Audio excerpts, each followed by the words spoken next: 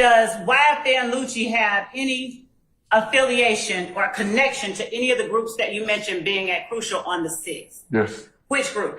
If gang.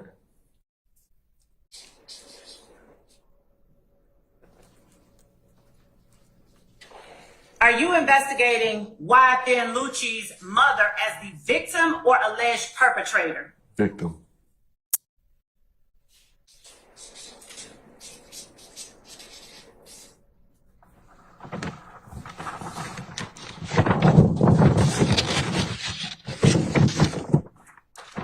January the 26th of 2015, did you investigate any incident that you had knowledge of prior to talking with Detective Racy about the April 26, 2015 shooting of the Lil Wayne bus? Yes. What occurred on January 26, 2015, first, that you had knowledge of and investigated before speaking with Detective Racy? Kenneth Copeland's brother's vehicle was shot as it exited 75 South at University. So KC, and is this the same Kenneth Copeland associated with YSL? Yes. YSL, brothers, vehicle is shot? Mm-hmm. And what was that location? 7585 southbound at University. My writing is getting as bad as yours, isn't it? Not as easy as it looks. Okay. Now, if it was the defense making a joke, the judge would have went all the way off. But let's get into it. It's getting as bad as yours, isn't it? Not as easy as it looks. Okay. Did anything else happen on January 26, 2015 that you had knowledge of and investigated before speaking with Detective Racy? Yes. What? Lucci's mom house got shot up again. And 1007 Hill Street. Okay.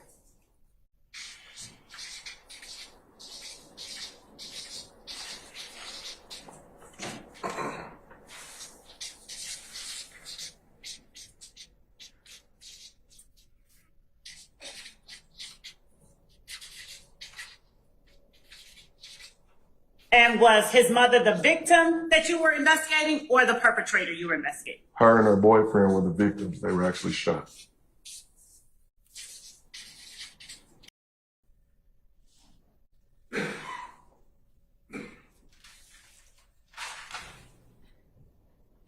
I don't want you to tell me what anyone said, but I need to know if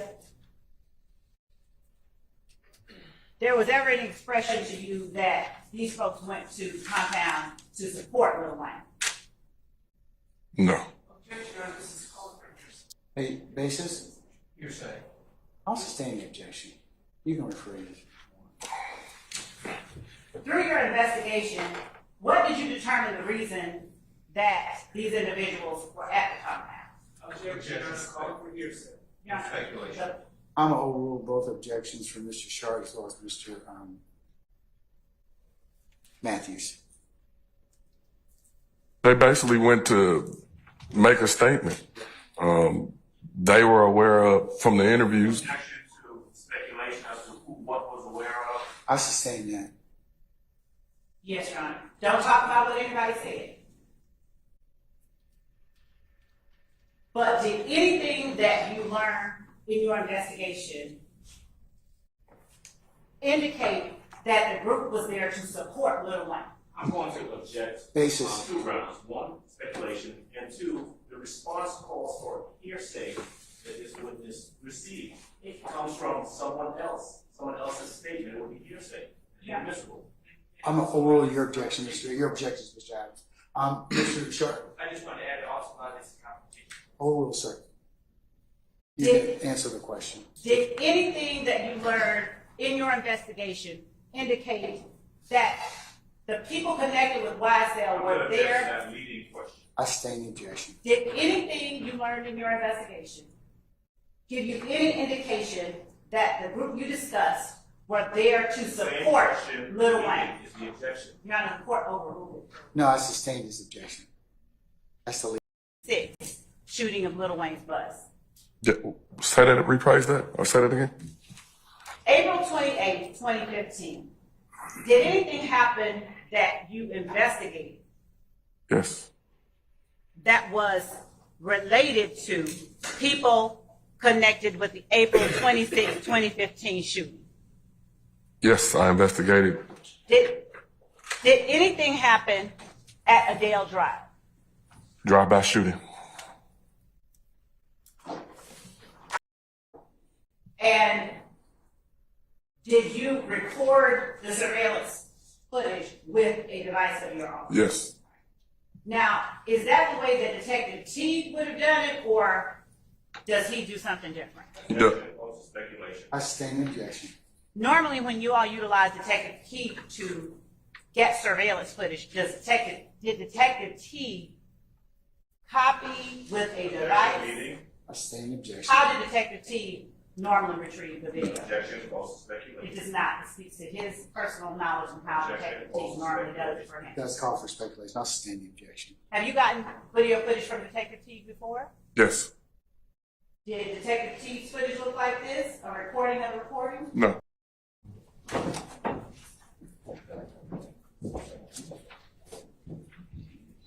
All right, ladies and gentlemen, please be seated. All right, Mr. Sharp, what do you wish to tell the court? Your Honor, I don't know where this is going, but I think that this is definitely something before the state goes down this road that they should have litigated before attempting to. They should what? I'm sorry, sir. Litigated outside the presence of the jury before attempting to do this. I am saying right now, I don't know where the state's going with this, but if I hear my client's name, Shannon Stillwell, or any of people that are associated with my client's name being listed as someone that was being investigated or suspected of a crime, I am moving for an immediate mistrial because that would be highly improper. Who's suspected of crimes that are not charged, not convicted, being listed through an investigator is complete violation of 404B, 404A, and is prejudicial and completely improper. We're trying this case through hearsay right now.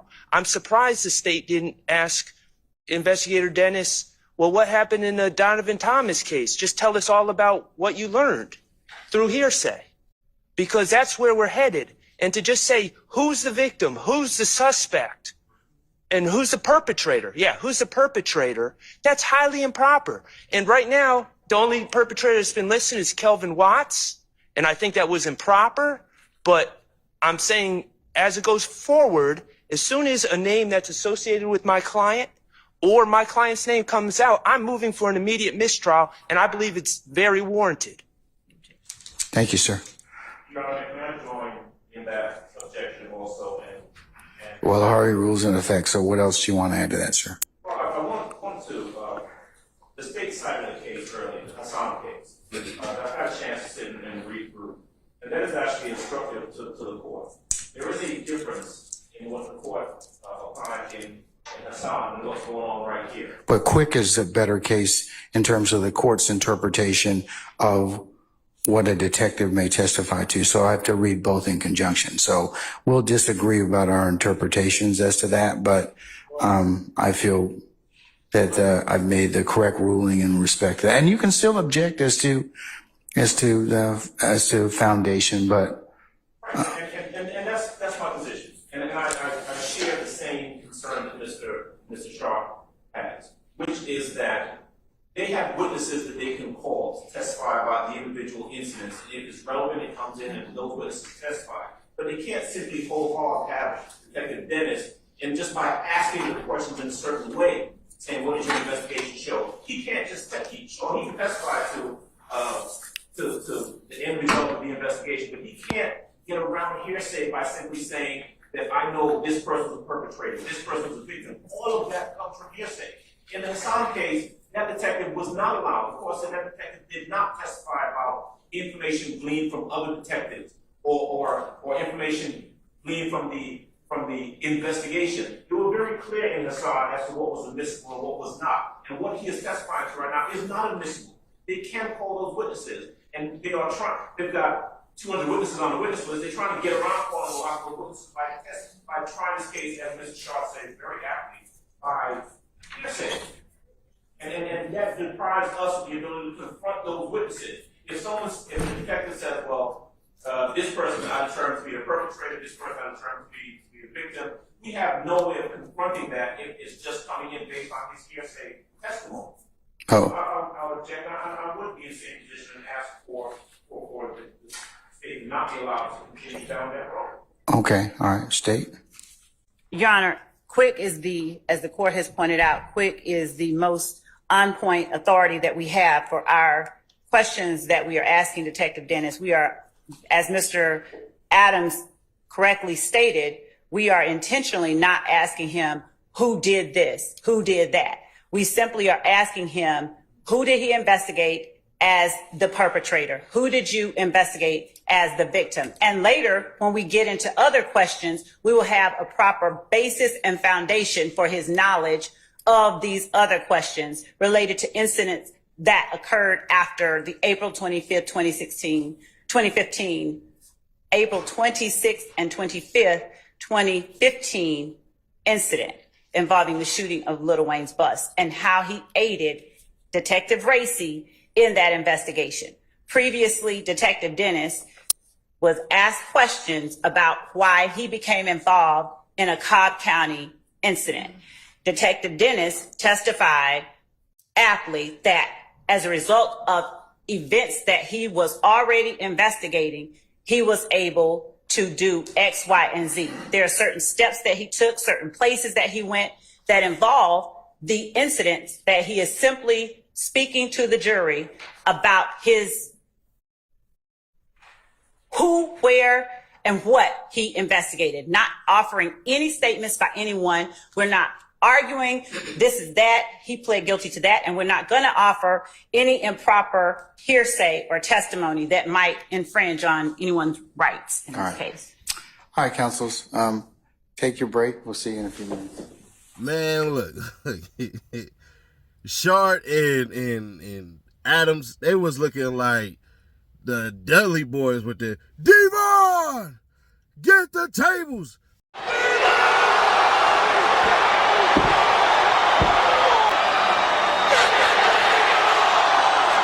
Bruh, everything that they was doing, they was objecting her. And it was funny because she was actually doing good.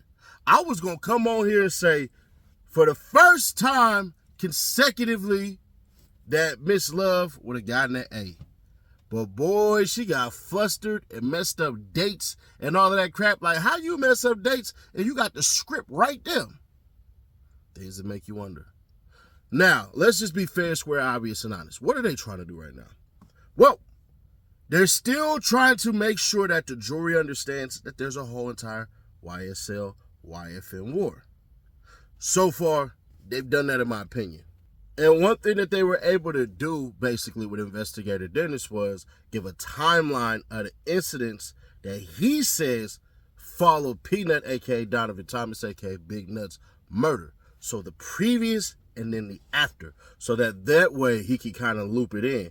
But the funnier thing is that, honestly, they don't even understand, to keep it all the way authentic. Bruh, we still got to sit up here and figure out if Lil Wayne and his company pissed off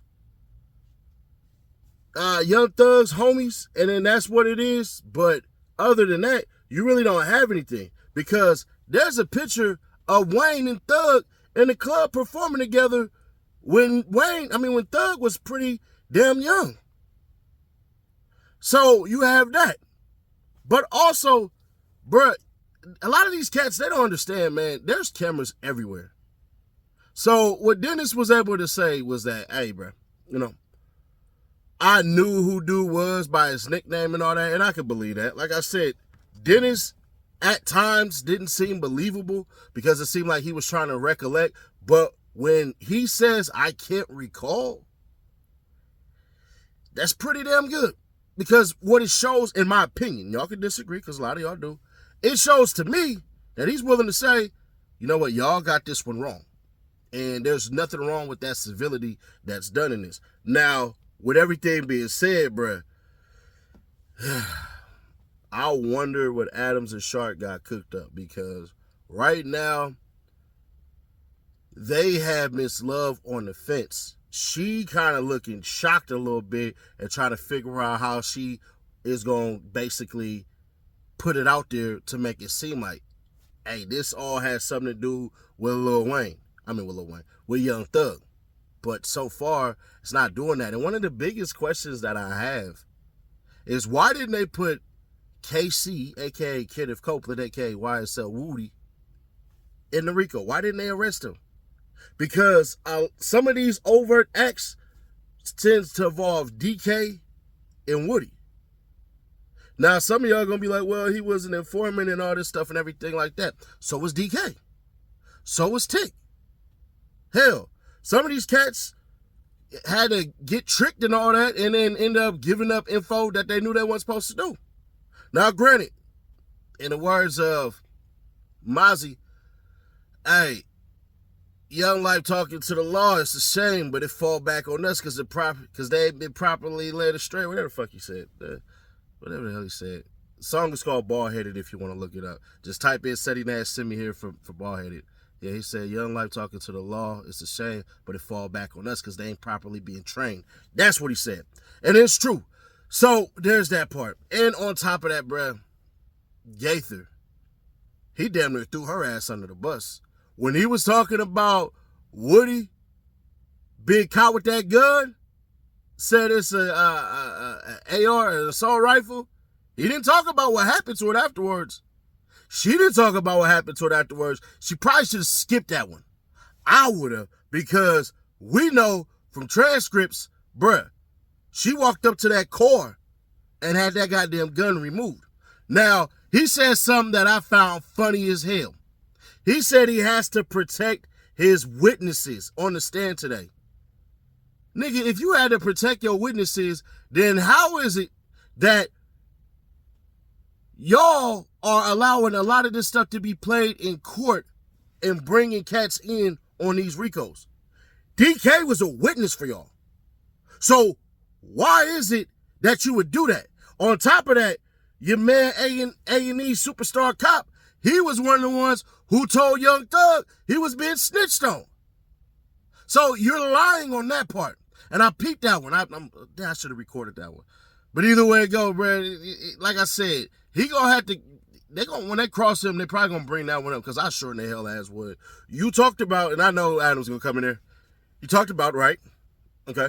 You talked about that your witnesses had to be protected. But, you know, that's what he gonna end up doing, I hope. But either way that go, bro, this court date right here was essentially to show the gang war and stuff like that. But shout out to Shark. He gets an A+, because that nigga lit a fire today. He was like, if you bring up my client, I'm sending all this to hell. I'm getting cases on all you sons of bitches. We're going to go for the ultimate mistrial, because he's right. Because if you allow them to allude to something that y'all have not proven, y'all have not proven the Donovan Thomas murder. So who the charges is? Now, what she's trying to say is, well, we're going to talk to people who are essentially going to do it. But shout it, is this the murder of Donovan Thomas Rico? No, it's not. It may kind of seem that way, but it's absolutely not. Donovan Thomas is not going to get any justice with this Rico. It's kind of stupid in a sense. But we'll see. Share to keep your people aware. Subscribe to the bell, stay notified. We are 30K away from that $1,000 giveaway. And then after that, every 10K we'll be giving 100 away, man. I'll catch you on the next one.